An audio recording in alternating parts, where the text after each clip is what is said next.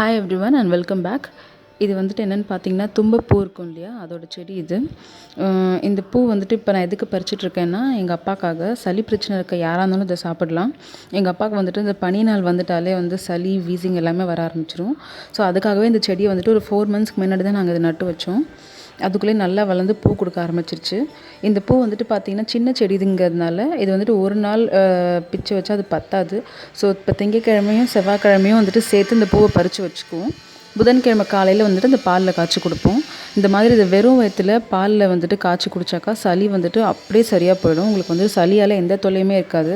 இந்த நெஞ்சு சளி, அப்புறம் சில பேருக்குலாம் சளி வந்துட்டால் புகையெல்லாம் வைப்பாங்க, அது நீங்கள் கேள்விப்பட்டிருப்பீங்க. ஸோ அந்த மாதிரி இருக்கவங்களுக்கு இந்த பூ வந்துட்டு பாலில் காய்ச்சி கொடுத்தா ரொம்ப நல்லது. எங்கள் அப்பாவுக்கு வந்துட்டு இந்த ரெகுலராக கொடுக்குறோம். ஒரு வாரத்தில் திங்கள், புதன், வெள்ளி அந்த மாதிரி கொடுக்குறோம். அதாவது பூ சேர்றது பொறுத்து. இப்போ இந்த பாக்ஸில் பார்த்தீங்கன்னா கொஞ்சமாக தான் சேர்ந்துருக்கும் எனக்கு. இது ஒரு அரை கப்பு வர வரைக்கும் சேர்த்து வச்சுக்கிட்டு ஒரே கிளாஸ் பாலில் அவ்வளோ பூவையும் போட்டு காய்ச்சி கொடுத்துருவோம். நீங்கள் பாலில் போட்டு காய்ச்சும் போது பார்த்தீங்கன்னா இந்த வெள்ளை கலர் பூவோட கலர் வந்து மங்கி ஒரு மாதிரி லைட் ஆரஞ்சிஷ் கலரில் வந்துடும். நாங்கள் வந்துட்டு பார்த்திங்கன்னா இது செடியில் பூ பூக்கிறத பொறுத்து 2 நாள் 3 நாள் சேர்த்து வச்சு கொடுப்போம். பாருங்கள் பாலில் வந்துட்டு காஞ்சிட்ருக்குது, கலர் மாறி இருக்குது பாருங்கள். பாலில் போட்டோடனே சூடான பாலில் போட்டதும் கலர் மாதிரி நல்லா கொதிக்க வச்சு ஒரு 10 நிமிஷம் நல்லா கொதிக்க விட்டு அதுக்கப்புறமா வடிகட்டி கொடுக்கணும், சர்க்கரைலாம் எதுவும் போடாமல். இது ரெகுலராக குடிச்சிட்டு வந்தாலே சளி பிரச்சனைலாம் தீர்ந்துடும். ஸோ அடுத்தது வந்துட்டு பார்த்திங்கன்னா தூதுவளை குழம்பு வைக்கிறதுக்கு நான் வந்துட்டு ஒரு வானலில் 1 டீஸ்பூன் எண்ணெய் விட்டுருக்கேன். அதில் 2 டீஸ்பூன் மிளகு, 1 டீஸ்பூன் சீரகம் சேர்த்து ஃபஸ்ட்டு நல்லா வறுத்துக்கலாம். இது கொஞ்சம் கோல்டன் கலர் ஆனதுக்கப்புறமா ஒரு கப் அளவுக்கு தூதுவளை சேர்த்துக்கிறேன். இங்கிலீஷில் வந்துட்டு கிளைம்பிங் பிரிஞ்சால்னு சொல்லுவாங்க. இது வந்துட்டு 1 கப்புங்கிறத விட நம்ம ஊரில் ஒரு 20 ரூபாய்க்கு கேட்டிங்கன்னா இந்த அளவு கொடுப்பாங்க. அதை வாங்கி முள்ளெல்லாம் நல்லா ஆஞ்சி எடுத்துகிட்டு அதுக்கப்புறம் தான் வறுக்கணும். ஓரளவுக்கு இது சுருங்க ஆரம்பிக்கும். அந்த மாதிரி சுருங்க ஆரம்பிக்கும் போது ஒரு மிக்ஸி ஜாருக்கு மாற்றிக்கலாம். மாற்றிட்டு தண்ணி சேர்த்து நல்லா நைஸாக அரைச்சி எடுத்துக்கணும். அப்போ தான் அந்த முள்ளெல்லாம் நல்லா அரைப்பட்டுரும், 1 2 இருந்தால் கூட. இது வந்துட்டு சளிக்கு ரொம்பவே நல்லது. திரும்பவும் வானலில் நான் ஒரு 1/3 கப் அளவுக்கு நல்லெண்ணெய் சேர்த்துருக்கேன். அதில் 1 டீஸ்பூன் கடுகு, அப்புறம் கொஞ்சமாக வெந்தயம், கொஞ்சம் சீரகம், 1 டீஸ்பூன் அளவுக்கு வடகம் சேர்த்து நல்லா தாளிச்சிக்கலாம். தாளிச்சிட்டு ஒரு 15லேருந்து 20 சின்ன வெங்காயம் சேர்த்துருக்கேன். இதுக்கு வந்து நல்லெண்ணெய் நீங்கள் ரொம்ப அதிகமாக விடணும், ஏன்னா சளி பிடிச்சிருக்கவங்க சாப்பிடும்போது ரொம்பவே நல்லாயிருக்கும். இந்த குழம்பு வந்துட்டு ஒரு 2 3 நாளைக்கு வச்சு கூட சாப்பிட்லாம் சூடு பண்ணி. வெங்காயம் கொஞ்சம் வதங்கினதுக்கப்புறமா ஒரு 5 கருவேப்பிலை, ஒரு தக்காளி சேர்த்துக்கிறேன். சேர்த்து கொஞ்சம் சாஃப்டாகிற வரைக்கும் வதக்கிக்கலாம்.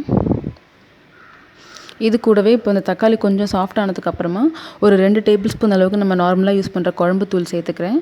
அது கூடவே 1 கப் அளவுக்கு புளி தண்ணி, இதெல்லாம் சேர்த்து கலந்து குழம்பு திக்காகிற வரைக்கும் நல்லா கொதிக்க வைக்கணும். நல்லா ஹை ஃப்ளேமில் வச்சு தான் கொதிக்க வைக்கணும்.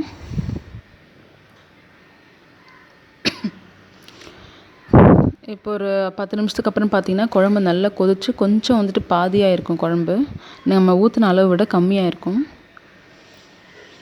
அந்த மாதிரி குழம்பு வந்து பாதியாகிற நேரத்தில் நம்ம அரைச்சி வச்சுருக்கோம் இல்லையா, இந்த தூதுவளை பேஸ்ட் இதை சேர்த்துக்கலாம்.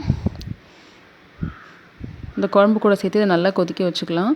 இது தூதுவளை பேஸ்ட்டை சேர்த்துட்டு கொஞ்சமாக தண்ணி ஊற்றி இந்த மிக்ஸி ஜாரை கழுவி சேர்த்துக்கிறேன். சேர்த்து இதில் நல்லா எண்ணெய் பிரிஞ்சு நல்லா திக்காகணும், அந்தளவுக்கு கொதிக்க விட்டுக்கலாம்.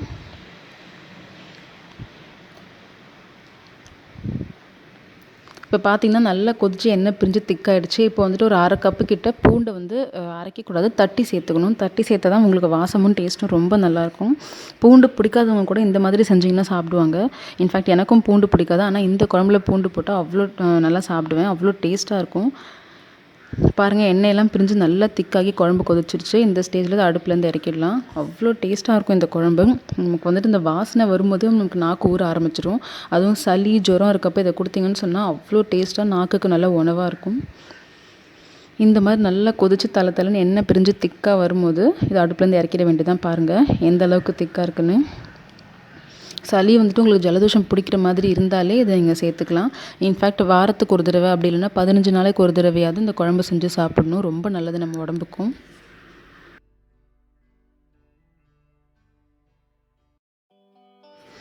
தூதுவளை குழம்பு வந்து சாப்பிட்டாச்சு. நல்லா சூடாக நல்லெண்ணெய் ஊற்றி. ஸோ பாத்திரம் விளக்கி மற்ற பொருள் சோஃபா தலைக்காணி எல்லாத்தையுமே வந்துட்டு வெளியே காய வச்சுருக்கோம். அந்த வேப்பிலை எதுக்குன்னு பார்த்தீங்கன்னா சாம்பிராணி போடுறதுக்காக. ஸோ அதையும் நல்லா வெயிலில் காய வச்சாச்சு. இப்போ இது என்னென்னு பார்த்தீங்கன்னா மஞ்சள். இது வந்துட்டு குழம்பு மஞ்சள். ஆனால் வந்துட்டு இது பூச்சி பிடிச்சிருச்சு. பூச்சி பிடிச்சா வந்துட்டு சில பேர் இந்த மஞ்சளை தூக்கி போட்டுருவாங்க. பட் நாங்கள் என்ன பண்ணுவோம்னாக்கா, பூச்சி பிடிச்ச இந்த சுக்கு மஞ்சள், சுக்கு தனியாக மஞ்சள் தனியாக அரைச்சிக்குவோம். இந்த மாதிரி மஞ்சளை வந்துட்டு நல்ல ஒரு ஜல்லடையில் போட்டு நீங்கள் வெயிலில் காய வைக்கணும். நல்ல பாருங்கள் பூச்சி அரித்த மஞ்சள் எந்த அளவுக்கு இருக்குன்ட்டு. ஸோ அதை நீங்கள் வெயிலில் காய வச்சா தான் உள்ளே இருக்க பூச்சியெல்லாம் வெளியே வரும்.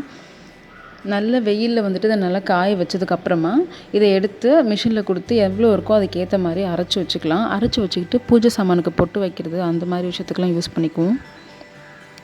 ஸோ மஞ்சள் கூடவே பார்த்திங்கன்னா பலாக்கொட்டை வாங்கியிருந்தோம் சைட் டிஷ் செய்கிறதுக்கு. ஸோ பலாக்கொட்டையும் காய வச்சுருக்கோம். ஸோ இப்போ டைம் வந்துட்டு பார்த்திங்கன்னா ஒரு 3 மணிக்கு மேலே ஆயிடுச்சு. இப்போ வந்துட்டு கொஞ்சம் லைட்டாக ஃபேஷியல் பண்ணலான்னு சொல்லி கடலை மாவு சேர்த்துருக்கேன் 1 டீஸ்பூன் அளவுக்கு. இது எல்லாேருக்கும் தெரிஞ்ச ஃபேஷியல், ரொம்ப சிம்பிளான ஃபேஷியல் தான். பட் அந்த அளவுக்கு வந்துட்டு இதில் ரிசல்ட்ஸ் அவ்வளோ சூப்பராக வரும். கடலை மாவு வந்துட்டு பார்த்திங்கன்னா ஃபேஷியல் பண்ணுறதுக்கு ஃபஸ்ட்டு நம்ம வந்து கடையில் வாங்கவே கூடாது. நாங்கள் வந்து 1 கிலோ கடலை பருப்பை வாங்கி நல்லா வெயிலில் காய வச்சு அரைச்சி வச்சுக்குவோம். அதுதான் ப்யூராக இருக்கும். நீங்கள் கடையில் வாங்குகிற கடலை மாவு பார்த்திங்கன்னா கொஞ்சம் இது வந்துட்டு இந்த கலரை விட இன்னும் கொஞ்சம் கலராக இருக்கும், மஞ்சள் மஞ்சள்னு. ஸோ அந்த மாதிரி கலப்படம் கலந்த மாவெல்லாம் யூஸ் பண்ணக்கூடாது. ஜஸ்ட் ஒரு 1 கிலோ கடலைப்பருப்பை வாங்கி நீங்கள் காய போட்டிங்க, அரைச்சி வச்சிங்கன்னா உங்களுக்கு சமையலுக்கும் யூஸ் ஆகும், ஃபேஸ்க்கும் யூஸ் பண்ணிக்கலாம்.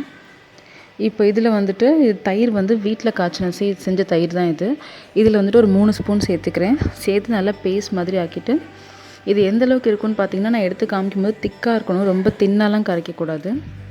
இப்போ இதை முகத்தில் போட்டு ஒரு 20 மினிட்ஸ் வச்சுருந்துட்டு வாஷ் பண்ணுவேன். இது வந்து எல்லோரும் நினைக்கல ஒரு சாதாரண ஃபேஷியல்ன்ட்டு. நமக்கு எல்லாருக்குமே தெரிஞ்ச ஃபேஷியல், பட் ரொம்ப ரொம்ப எஃபெக்டிவான ஃபேஷியல். இதை நீங்கள் வந்துட்டு தொடர்ந்து ஒரு 15 நாள் செஞ்சாலே போதும். உங்கள் ஃபேஸில் வந்துட்டு அந்தளவுக்கு உங்களுக்கு காம்ப்ளெக்ஷன் நல்ல கலர் வந்து உங்கள் ஃபேஸில் இம்ப்ரூவ் ஆனது உங்களுக்கே தெரியும், பிரைட்டாக இருக்கும்.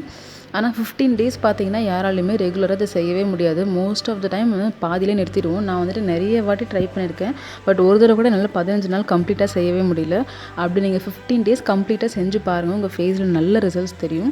15 நாள் முடிஞ்சதுக்கப்புறமா வந்துட்டு நீங்கள் 1 விட்டு 1 நாளும் பண்ணலாம். உங்களுக்கு டைம் இருந்தால் டெய்லியும் கூட பண்ணலாம். ஸோ இதை கண்டிப்பாக ட்ரை பண்ணி பாருங்கள்.